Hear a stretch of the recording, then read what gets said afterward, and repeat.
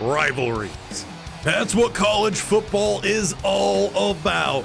And we've got a big one in store for us today.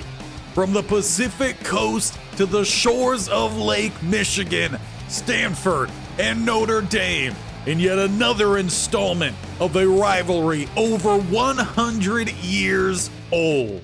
Well, these two teams, they've had near opposite starts this season.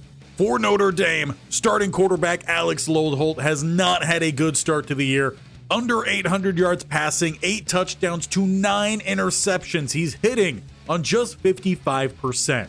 Meanwhile, Sorensen, who is only at 850, he's played a clean game. And if it wasn't for a lackluster completion percentage last week, this would be up around 70. But he's also not one to forget in the scrambling game as well.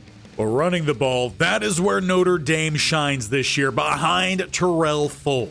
The hometown hero from South Bend is averaging over 6.5 yards a carry, 4 touchdowns on the year. With the inconsistent passing game, while there is talent there, it's young and it's not all too consistent. But an area that we do have to keep an eye out on are going to be the linebackers. Joe Mincy and Tito Gash lead the team in tackles.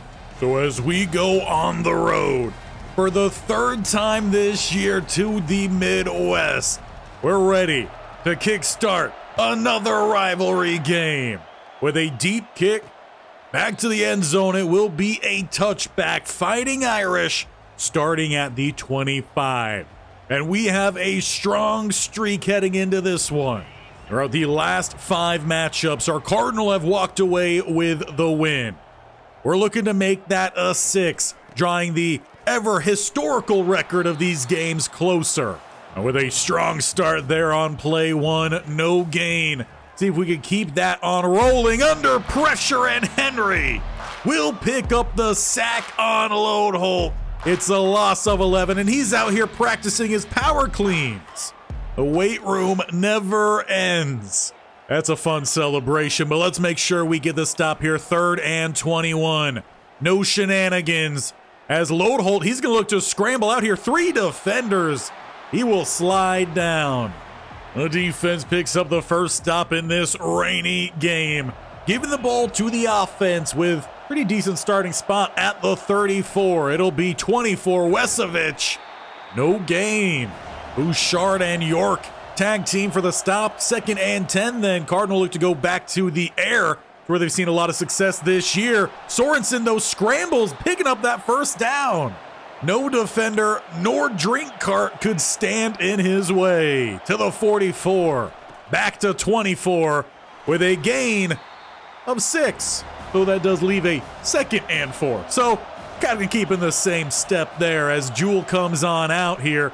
They go his way. The screen actually works this time. Jewell to the outside. He jukes back inside the block. Accelerating away by the 10 and forced out at the 8. Cardinal tried to set that up 3 if not 4 times last week to no avail. They hit it first go, setting up goal to go.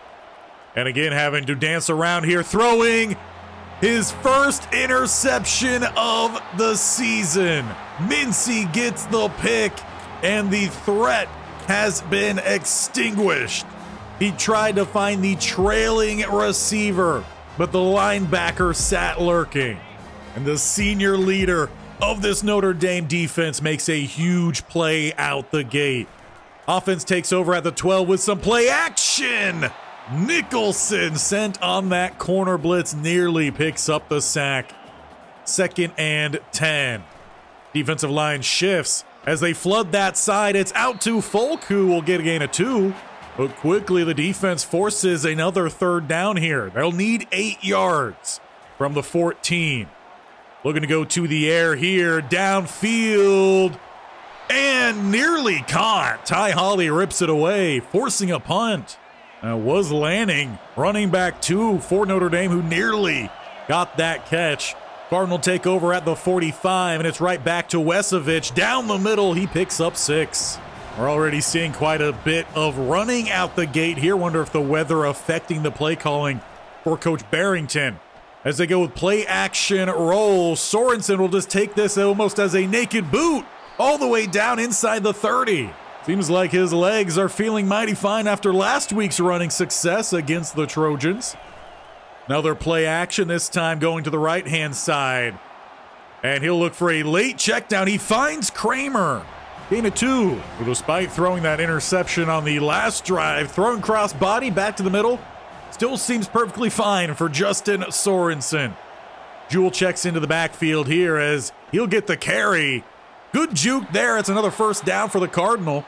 Charlie York runs him down, though, from that nose tackle spot. Not often you see a big guy like that getting out there to stop a small, shifty man, as Jewell just shakes 2 players here, picking up 7. Cardinal back inside the 10. And keeping this one, pitching it out late, it's Wesovich, who will look to run through 4 different defenders. He's down to the 3. A first down for the Cardinal. This time, goal to go as Jewell checks back in. He'll take the handoff as no one was ready down the middle. Untouched for a 3-yard touchdown as the Cardinal take the lead here against Notre Dame 7-0. Though this has been one of the lowest scoring first quarters the Stanford Cardinal have had this season. It's over to Notre Dame as the Cardinal look to bring the blitz. Loadholt not able to escape. That'll be a sack, followed by hurry up Alex Augustine. Notre Dame, though, set up here with a 2nd and 12 as they go play action. And left wide open outside as their running back out of the backfield. Folk will have that first down and a good chunk more. That's just all about discipline. Not so much there. That ball is tipped up off the top of a helmet. Luckily for Loadholt, no one there to try to pick it. 2nd and 10 as they run behind the blitz. Folk, with the 3rd effort, will pick up that first down. He's the main guy, the main focus of this offense. If he gets going, things will open up. But instead, it's going to be picked off. Ty Holly, the safety, will take it to midfield. Cardinal force another turnover off the young quarterback, who is frankly out there just throwing without regard. A little bit we've seen from him. These guys are covered. He's trying to let his receivers make a play, but I just don't think they're ready for that. As Wesovich takes the carry for 4. He's already at 5 carries, 22 yards on the night. And some tight coverage across the board here from Notre Dame. Oh, they're trying to find their man downfield. Vallejo, he just caught that ball. Are you kidding me? This guy's insane out here. Who needs speed when you can catch uncatchable balls? I don't know if that's just terrific concentration or just pure luck, but it does send us to the break here. First quarter has come to an end. We have a 7-point lead, and we're on the doorstep after an amazing grab by Ben Vallejo. That will be an ESPN top 10 moment for, might even be the whole season. What a play. We look to get the second quarter going here, and throwing downfield, Bargava held on to, but not in the end zone. Instead, they call him down at the inch line. 1st and goal. And they flip it out to Babineau, who's going to lose about 3 on that one. Cardinal try to get fancy with it, and it's not going to work out for him there. The quick flip to the fullback loses yards. Throwing outside here, though, is Space, and securing the grab inbounds. It is Thrash with a 2-score lead here for the Stanford Cardinal. And he just straight up disappeared. It's a disappearing act in how he got open on that play. But the Cardinal, off of turnover, have taken a strong lead here in this one, a 14-0. And play action, they will find Lanning underneath. Wide receiver / running back making the play. Technically on roster, he is listed as their number 2 running back, but he's played more slot receiver than actually in the backfield this season. And he's got them set up at the 31 with some more play action. Loadholt will escape outside, but give himself up. I guess he didn't like the look of Tyrone Heggie. Lovelace, he didn't seem to mind. Defense bringing the heat here and getting rid of it. And it's going to be caught. Breaking away. Kevin Salmon got slipped by the receiver. So did Rico Botti. And finally getting themselves back into this game, Notre Dame finds the strike downfield. Loadholt that time in the one-on-one. It goes to his receiver. Rashard Meeks makes it 14-7, and the rain doesn't seem to be affecting any of the throwing out there today. Starting back at the 25, offense back out here for the Stanford Cardinal as Sorensen scrambles. He tried to weave back around. That one, though, does go as a gain of 7. Jewell checking in here with the spread look, 2 receivers either side. And they hand it off, fighting forward for that first. 4 carries for him as well tonight, 24 yards as 24 checks back in here for the Cardinal. They look to go his way, following those blocks, but nothing quite opening up. Might have had a cutback lane, but Bigsby brings him down before Resevich could find it. At the 35, it's 2nd and 10 as they go counter right into the kneecap of Morton. He's up and looking to be all right. Was a bit shaken up last week against the Trojans, so clearly he's had some effects. Getting the catch there, Bargava very much sat down on that route, securing that first down just shy of the midfield line. Lockett in motion all the way across. And a one-on-one.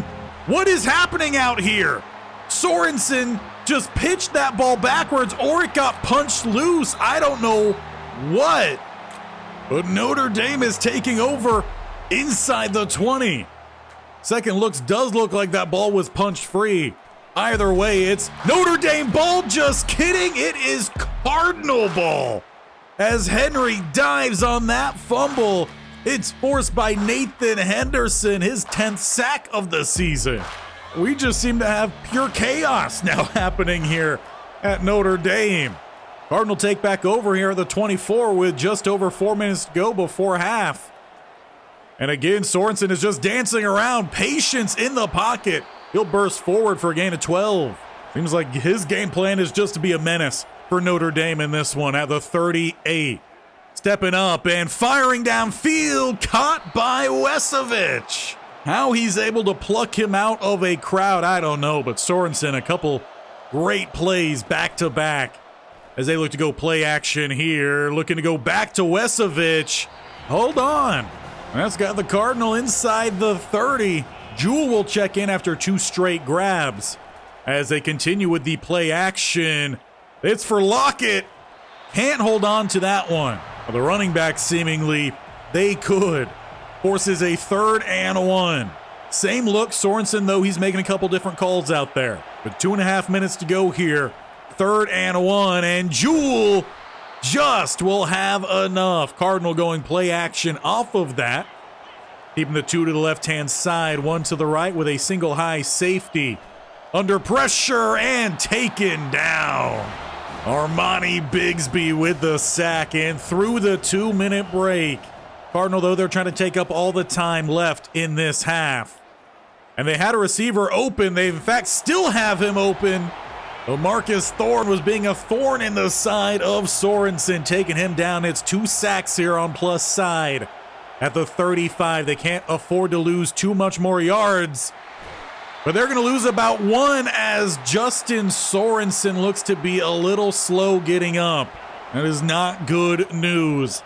Bigsby will get credit with the sack as Sorgi checks in here. 4th and 19. The offense are still out there.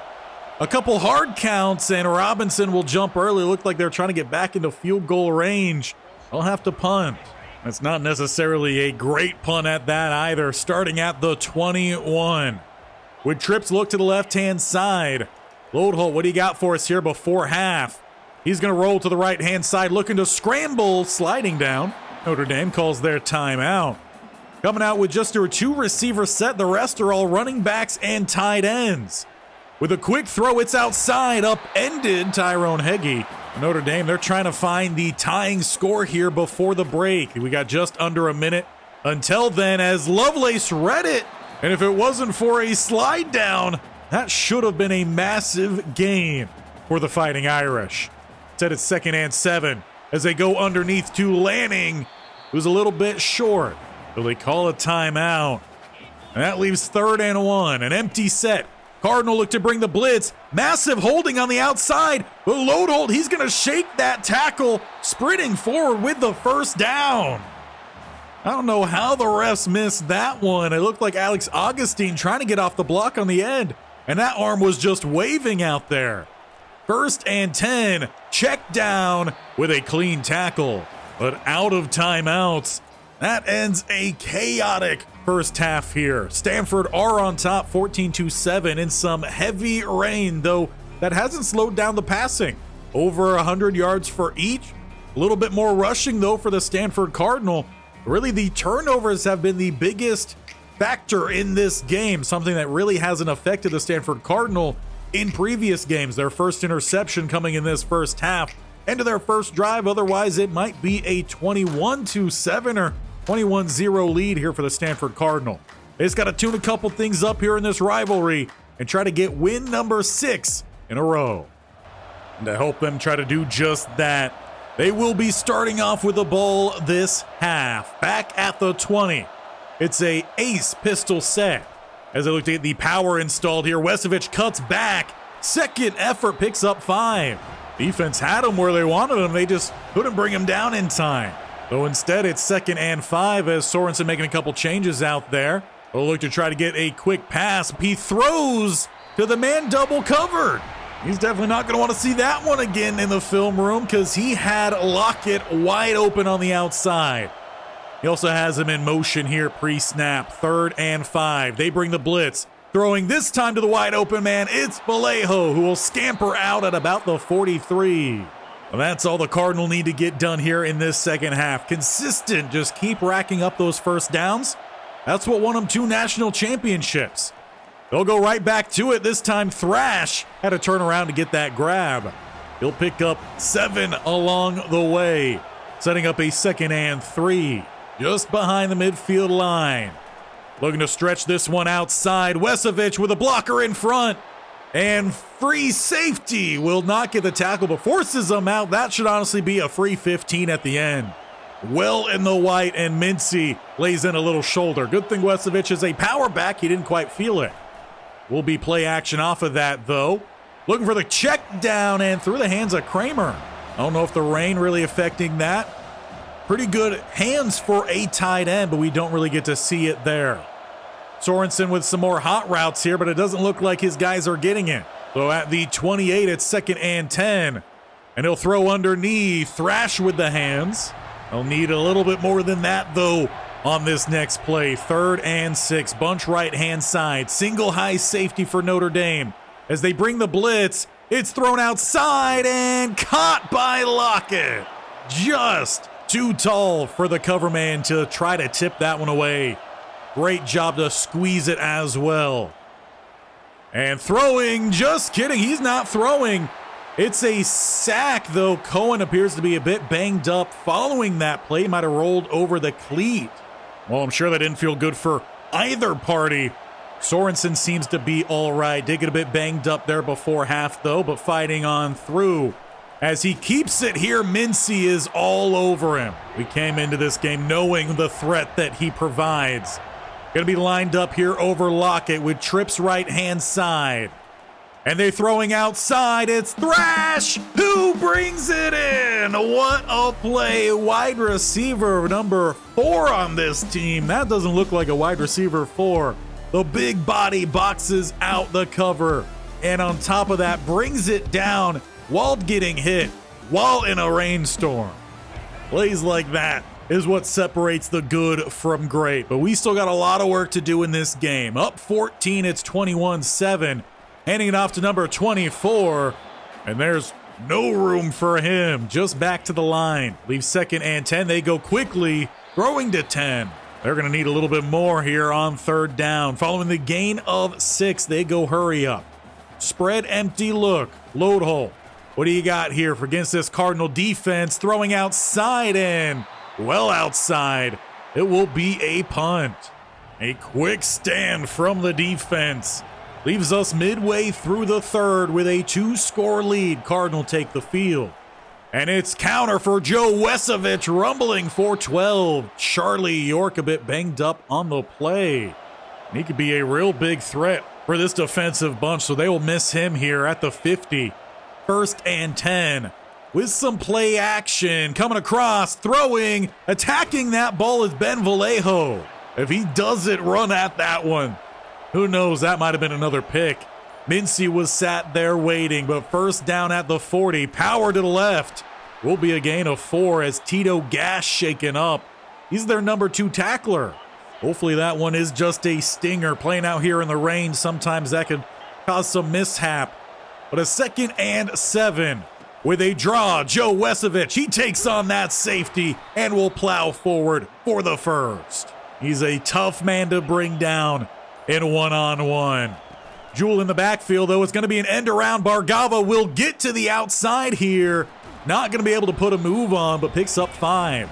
That's always a good play, though, to have in the back pocket, trying to keep the defense honest. Helps open up other plays in the future. Wesovich checks back in, and he's got more space down the middle, just rolling over these guys. At some point, you got to wonder when one of these safeties are just going to try to kneecap the man. But we've got a 1st and 10 here at the 11. It's Jewell in the backfield.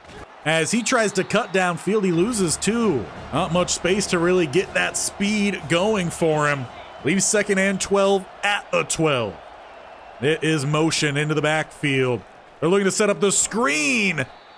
The 3 blockers, though, don't get their guy. The Cardinals then are left with a 3rd and now 16, just moving backwards these last couple plays. Lockett will come in motion. Looks like it might be man on man. No, they leave Lockett wide open, and dropping it in the bucket is Sorensen. Cardinal opening up the lead here in the 3rd quarter. Coming off that quick 3 and out from their defense, it's now 28-7. But a crushing play for the fans out here in Notre Dame. Sitting through the rain as well. Their defense nearly picked up that stop, forcing a field goal chance instead. Their offense, they've got a lot of work to do, but starting with the check down will pay off. But it'll also send us to the break. 4th quarter has arrived out here in Notre Dame, 28-7, as the Cardinal look to wash out the Fighting Irish here to close this game. But even with that being the case, we still got a few fans out here who are having fun on the Notre Dame side. It is at the 37. The 4th quarter begins with a perfect ball laid into their tight end. He'll actually rumble through some contact all the way down to the 31. Big play there from a big man. And they don't have that many receivers on this roster, so they're relying on every other position to come through, including Folk.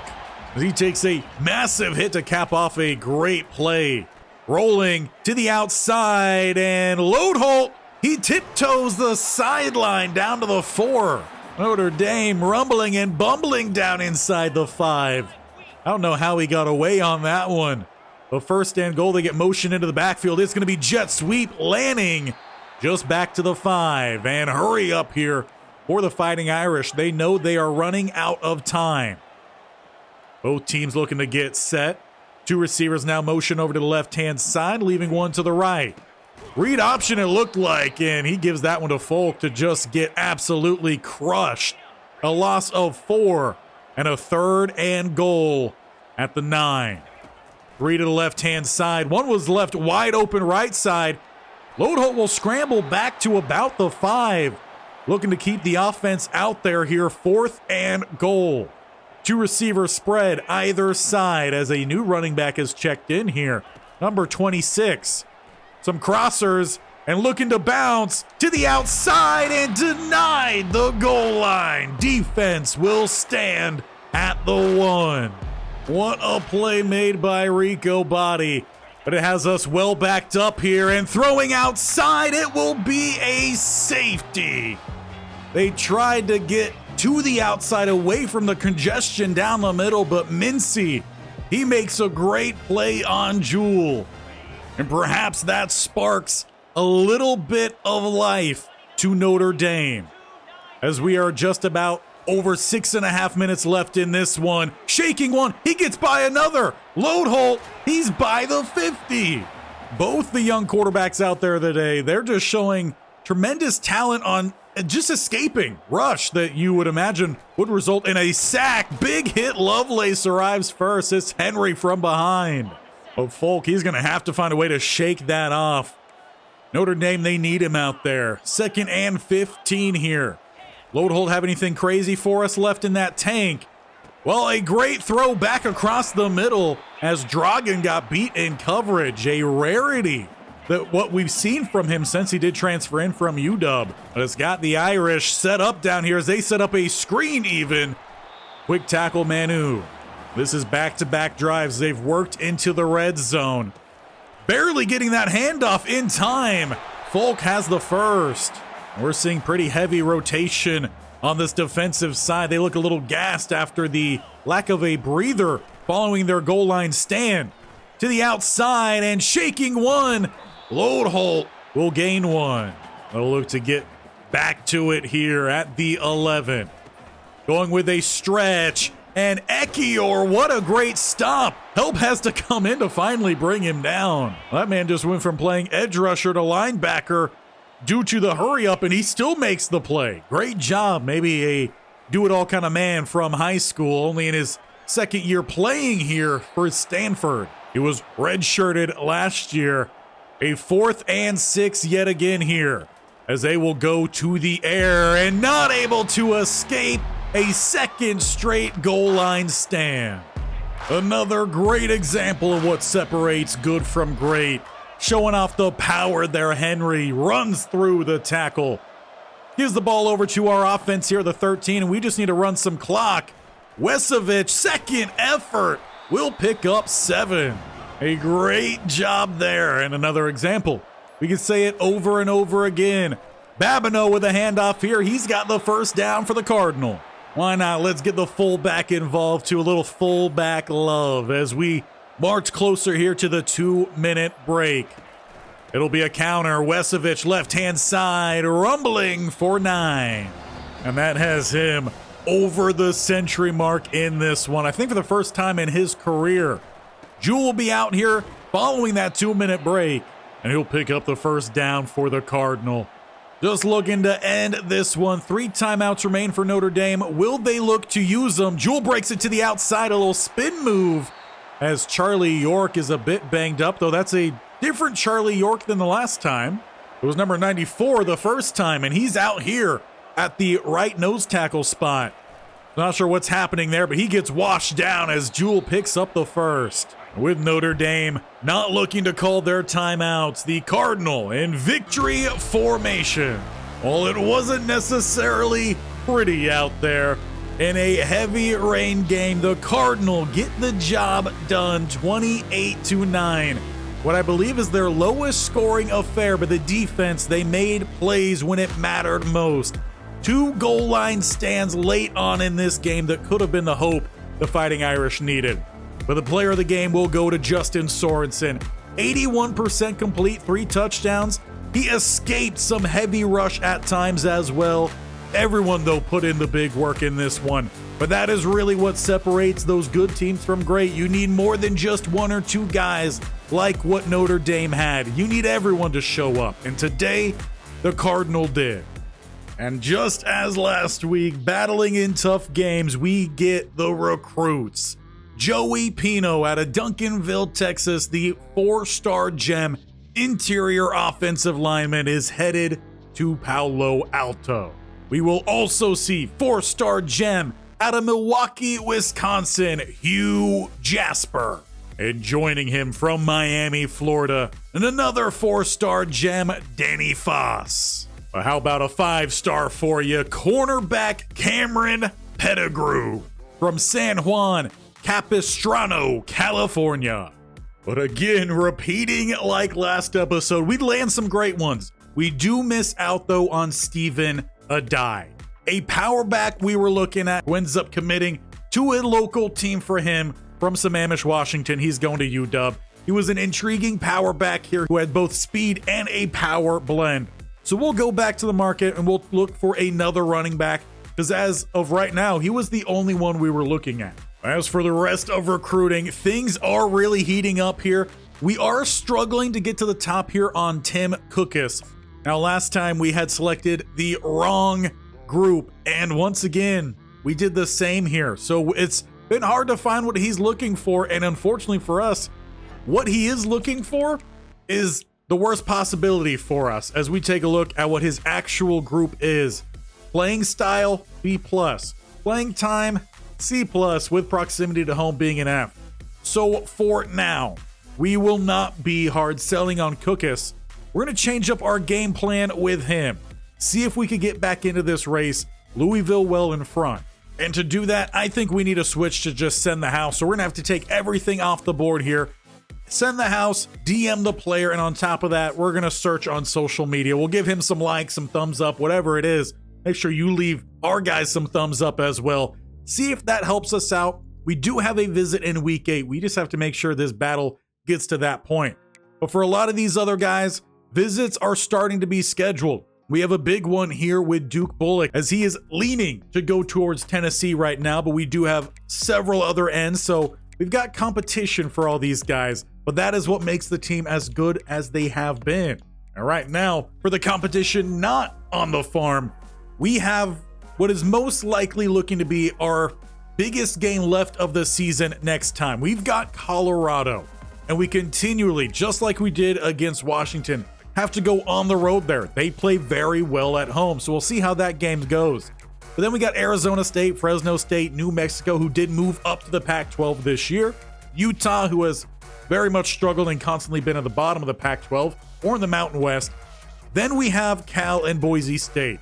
Cal, it's another rivalry. We saw how the beginning parts of this game went, so you never sold on that. And Boise State, they were the last team to beat us over 32 games ago. So while there is always that opportunity to lose a game, I think the toughest one left here in the regular season will be next time. You know what to do. Hit that bell icon in the bottom right or scroll down, hit that sub button, and tap that bell icon so you're notified of when these videos come and go. This concludes a really big week this week with Cha-Cha Vaz playing with the majors, the triple header with the Jaguars on Wednesday. We've got a whole bunch more action coming to you next week, so do not miss out as we will see you on the road once again in Boulder.